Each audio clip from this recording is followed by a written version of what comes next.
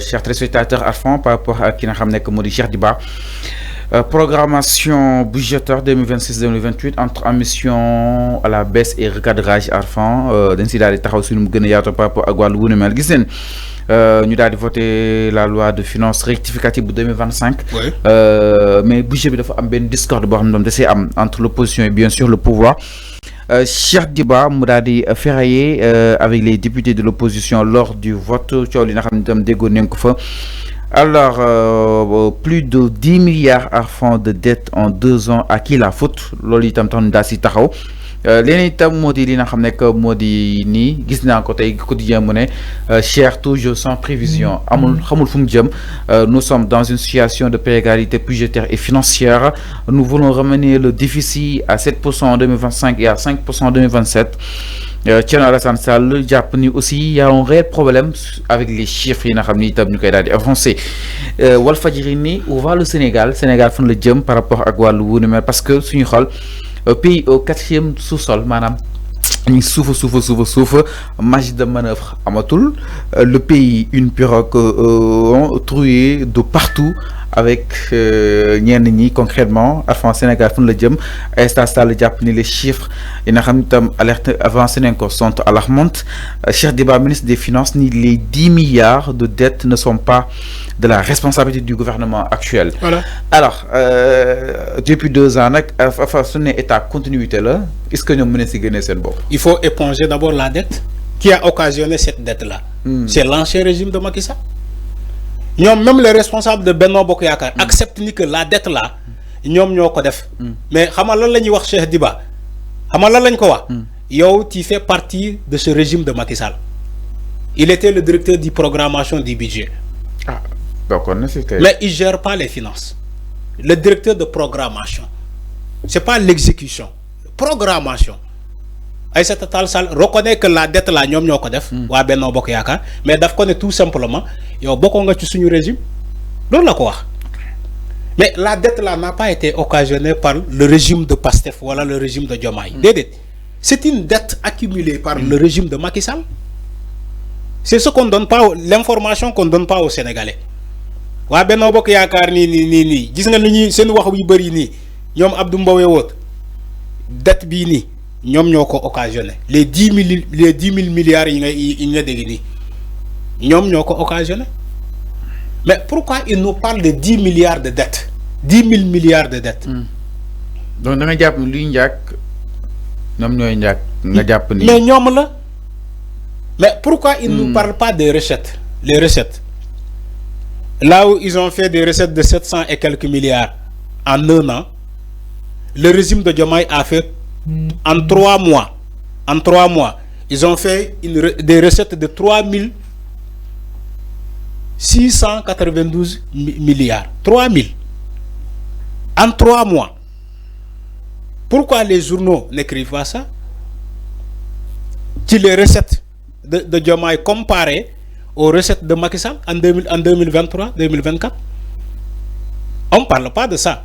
Mais ils aiment tellement s'attarder sur la dette. La dette, c'est ñoom ñoo ko occasionné. Ñoom ñoo occasionné dette boobu. Voilà la vérité. Il faut dire la vérité. Mais yow tu acceptes ni dette am na nga ne ko déedéet yow ministre bi Cheikh Diba yow bokkoo nga ci suñu régime. Yow yaa nekkoon le directeur de des programmations du budget. Cheikh Diba ne la waaw man nekkoon naa foofu mais dama lay jox misaal ci un architecte. Bi tabax kër bi tabaxee kër bi ba pare du xam lan moo nekk ci biir kër gi lan la ñuy installé ci biir kër gi moom tabax na ba pare dem misaal boobu la ko jox mais ñoom ils n'ont pas refusé ni que la dette boobu seen régime Benno Bokk Yaakaar ñoo ko occasionné. Voilà les chiffres. Oui, Aïssata Tall Sall nous dit que non, par exemple, nous, Pastef, ils ont un problème avec les chiffres. Alors, mais Arfan, quand même, en ce qui concerne, quoi qu'on puisse sur... quelqu'un qui se veut être transparent. Les marges de manœuvre... Non, tu as des problèmes avec les chiffres. Mais Arfan, les marges de manœuvre, exactement, du Japon, il est quasi inexistant. Amoul.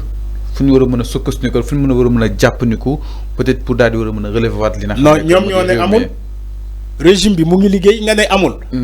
Quand ils ont dit, c'est la même chose, quand ils ont dit qu'ils vont renégocier, ils vont renégocier certains contrats. Non, mënuñu ko. Mais le président waxoon na ci marge de manœuvre. Mais c'est ce que dit. Xama li nga ne Walfadjri moko bind. Moy manam l'économie est dans le sous-sol. Ousmane Sonko l'avait dit ici. Pourquoi tu crois que Ousmane Sonko daf ko neub? Mais li baax na ci partenaire. Ousmane Sonko waxoon na ko fi. Mais li baax na ci partenaire yi. Dafa ne l'économie du Sénégal est au 4e sous-sol. Ousmane Sonko waxoon na ko fi. Walfadjri lu mu bind c'est pas une chose extraordinaire. Même Ousmane Sonko en tant que premier ministre, il a dit la vérité. Il a dit ici. Bu fekkee yow gisoo ko information bi mu ngi fi. C'est pour te dire que ce que l'ancien régime a fait dans ce pays bala muy dem. Lolu mo am. Je crois que le débat n'est pas là-bas. Xam nga débat bi fa la nek.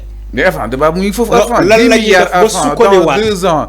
À quand peut-être quand la relance entre autres questions enfin yo xam itam donc aussi poser si le débat est bien là-bas. Mais la dette est déjà là. 10 milliards. Motax mané la. Waaw motax mané légui à quand la relance économique. Dama né. Là où quand je dis le débat n'est pas là-bas, qui la dette qu'ils veulent s'attarder. Ils s'attardent trop sur la dette. Ñom ñoko def. Ñom wa Benno Bokk Yaakaar. Ñom ñoo occasionné cette dette là. Motax mané la légui il faut que ñu romb lolu. Xam nga lan lañuy xalaat légui. Lan lañuy def ba sukkali waat suñu économie. Lan lañuy def ba éponger cette dette là. Defe naa lolu mo jara poser wu ay questions. Mais dette bi mu ngi fi. La dette existe bel et bien. Mënoo fexe ba mu dem. Légui lan lañuy xalaat ba ñun Sénégal ñu éponger cette dette là. Ñu jall ci leneen. Lan lañuy fexe ba suñu recettes yi gëna yokku.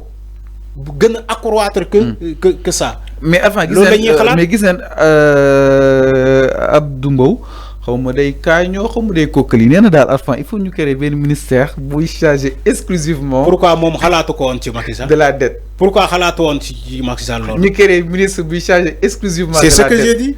Manam créer ministère bo xam légui pourquoi mom Abdou Mbow pourquoi mom Abdou Mbow amuloon xalaatu bobu ci Macky Sall. Abdou Mbow arrêté. Macky Sall datam dafa am régime bu gëna endetté que le régime de Macky Sall. Là on parle 99%. 99% de dette Macky Sall. Pourquoi Abdou Mbow xalaatul lolu ci Macky Sall ne ko war nga créer un ministre bi gérer dette bi Abdou Mbow da fay roubé té mom mo la gëna xam ni que Macky Sall lu mu endetté dette bu mu andi Sénégal il y aura aucun régime bi endetté de la sorte. Abdou Mbow mo la gëna xam lolu motax mané la c'est des simples faits.